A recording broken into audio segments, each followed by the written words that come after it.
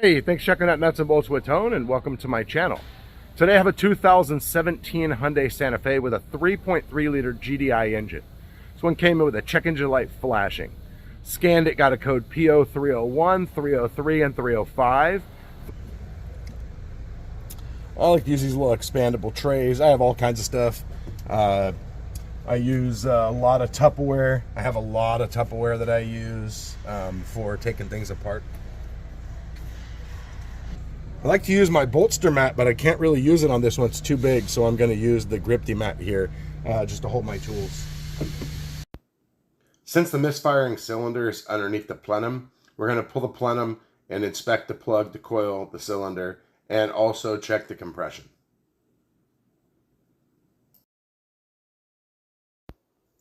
Disconnecting a plenum, you're just going to have a bunch of electrical connectors, a bunch of clips, and disconnecting hoses, hose clamps, and just trying to get everything broke loose without breaking anything.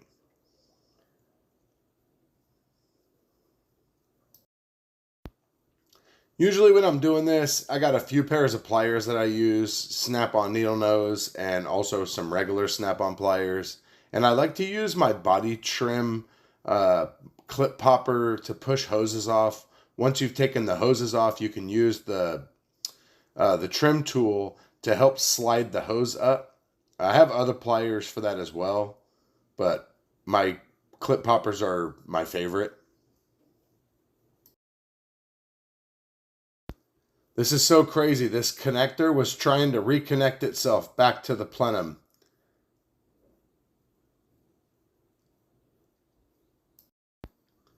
Now I'm going to use a big impact to pop these intake bolts off. I just do it because it's faster, but make sure that you have it on loosen, because if you hit that trigger one time the wrong way, you're going to break your plastic manifolds. Same thing goes for this throttle body. I'm using a big long neck 3/8 cordless ratchet to take the throttle body off just because it's faster, but I do not use it to put it back on. These little 4-inch Knipex Cobra pliers come in clutch to get hose clamps off the back. Now this is my pick tool where I take a pick, I dip it in Silglide, I run it around the hose, and it works great. Lots of people like to talk trash, but look at that hose slide right off. Time to unbolt the rest of the manifold. I'm going to zip it off with my M12 3/8 stubby impact Milwaukee. This thing zaps the bolts off so fast. There's also a bolt on the back that goes through a bracket on the passenger side. There's only one bolt on the back. Some have two. This one only has one. And out she goes. Now check out these valves. This is a GDI engine, so carbon deposits on the valves is really common. That's the number 3 valve. Look at this other one. Super carboned up. We're going to recommend a walnut blasting on those. So here's the plug for the number 3. You can see it's all black. So it almost looks like in my interpretation, the coil is intermittently not firing, causing the plug to get all black from fuel. This plug looks okay. All the other plugs looked okay.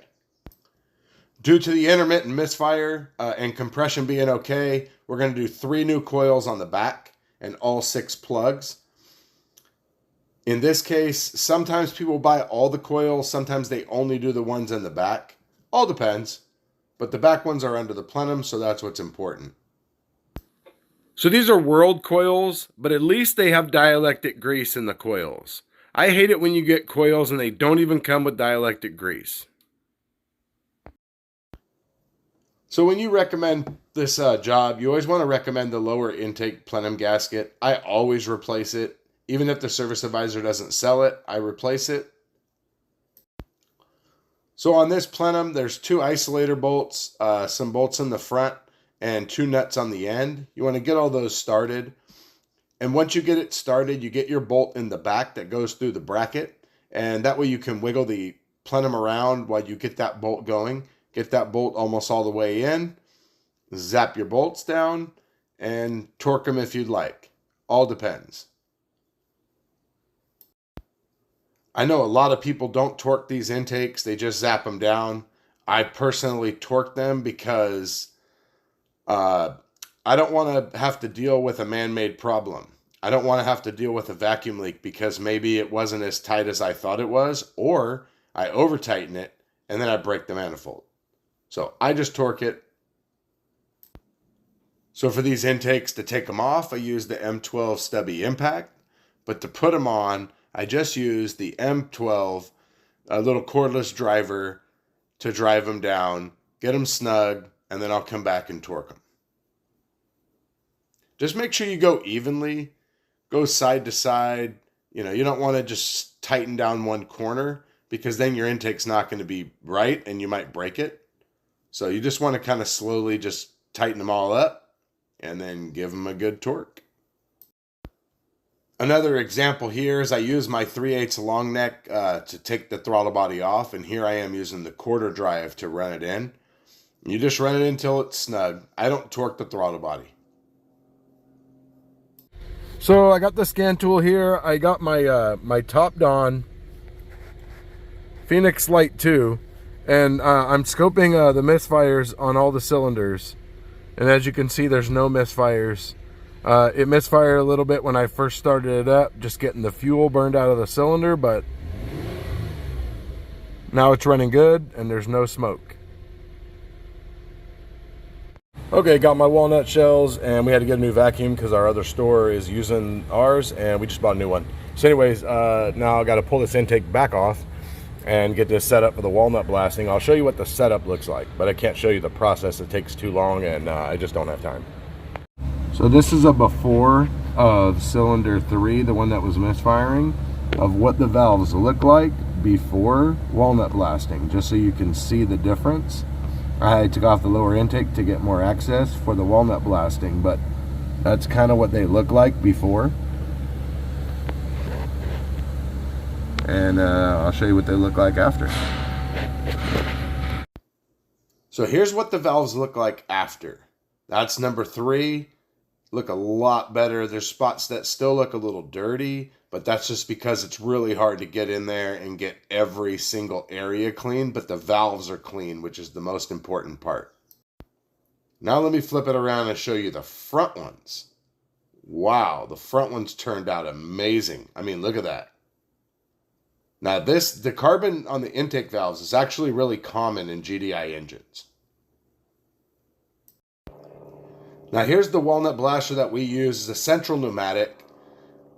Honestly, it's a pain in the butt to use. There's no gauge for regulating the pressure, but the way it works is you fill up this middle part with crushed walnut shells. You have your wand here that shoots pressurized crushed walnut shells out of the tip.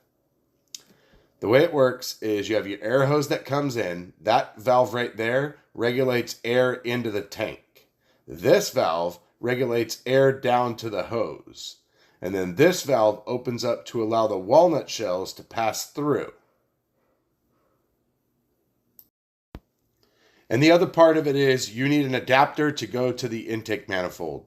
So I believe this kit comes with adapters. This one is actually for a Toyota. So what you do is you have your vacuum attached to the adapter. It goes into the intake port like that. And you're going to take your nozzle and you're going to stick it down in that hole. And then you have to roll it around in circles and get it to go in between and hit both sides of the valves. And you have to have your vacuum on so it's sucking up the walnut shells as it's blasting, and also the carbon. To not hydrolock the engine with walnut shells, you need to blow air through the different ports to get any leftover shells out. There's 2 ways to clean valves. One, you can have them closed, which is what a lot of people think you should do. It keeps the shells from going down in the cylinder. Or you can have them partially open. I partially open them. I was taught the theory is that when they're open, then you're cleaning past the valve sealing area and you're getting all of the carbon off of the valves. You just have to make sure that you get all the walnut shells out of the cylinder before you crank the engine over.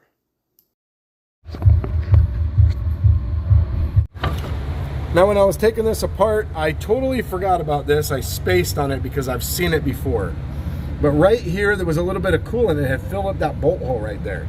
And I didn't really think anything of it until I got ready to put it back together. So your lower intake gaskets go here. Well, at the front of the lower intake manifold is a little tiny coolant gasket that does not come in the set. So now we're having to get a picture from the dealer. Make sure you replace that gasket. It will leak. Had this happen before. I just forgot about it.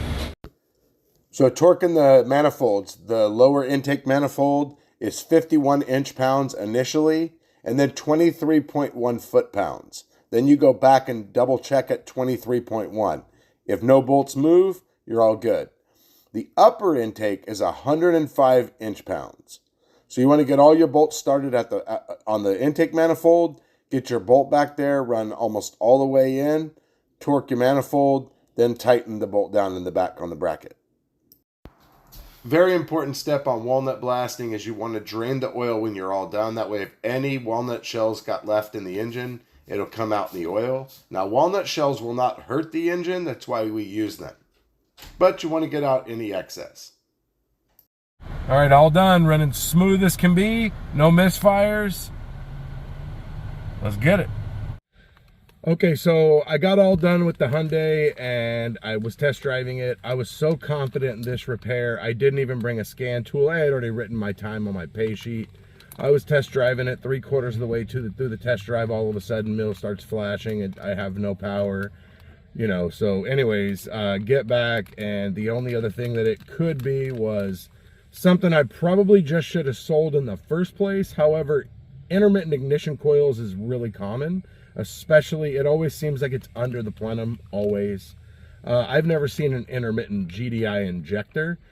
So obviously that's what's going on. That's why we had the fuel puddling on the piston. So now we're gonna go back into it, and I'm not gonna show you how to pull the plenum and the intake manifold, but I'll show you how to pull the fuel rail and how to replace a GDI injector.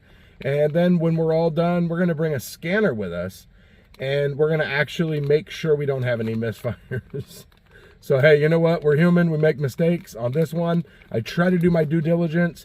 Even though I was going to walnut blast it, I still put the coils and the plugs in the back, threw the intake on, ran it, drove it, made sure it didn't misfire. It did not misfire. I thought everything was good. Then I had to pull the plenum back off because I was doing walnut blasting. So anyways, in this case, it bit me in the butt, but I did try to go the extra mile. So now let's go back and let's change this injector. Lower intake's off. You're going to take off the foam cover off of the high pressure pump and undo the line right here. It's a 17 millimeter nut. Just put a rag underneath it to absorb any fuel that comes out.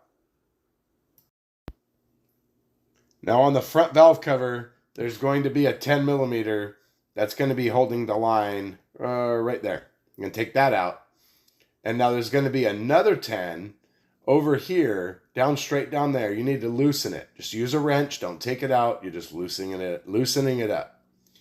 Then there's going to be a foam cover that goes over the fuel rails in the valley. Don't forget, I almost forgot to put it back on. Loosen up these two 17s, and then the fuel line assembly will lift up. Just put a rag there to absorb the fuel. And the number 3 intake valves are a little wet from all the fuel in the cylinder. You're going to have to disconnect the bracket over here that these fuel lines are attached to. And you got to get these two fuel lines off the bracket. So this bracket right here, you can see the hole. You got to go from underneath and push a pin in and slide the connector out. That's for these two injector harnesses that go with the fuel rail. Now you can see the harnesses are attached to the fuel rails with zip ties. Don't touch that. We got to take all these bolts out. There's going to be 312s per fuel rail. Take them all out. You just got to be real careful when you take this out that we don't damage any seals. So it's going to be kind of hard to see. I'm trying to hold the camera and do this with one hand, but there's a clip right there that holds the injector. If you get a little pick, you can get underneath it, lift it up. Now, if you go from both sides and you kind of wiggle, you can get the fuel line to start to lift up. But what you got to be careful of is that the fuel lines, the high pressure fuel lines that connect to the rails, they go down inside of the fuel rail. So they're sitting on top. So you have to kind of lift that up, lift the fuel rail up, and slip the line out without damaging the blue O-rings, or you're going to have a huge high pressure fuel leak. To get the injector out, you have to disconnect the connector. Now you see all these seals. These injectors have multiple seals because it goes down into the combustion chamber, and technically you're supposed to replace them. I'm going to clean them up. So, and then what you got to do is that clip right there, that silver clip, you got to lift that out and pull the injector out. All right, just finishing up the test drive.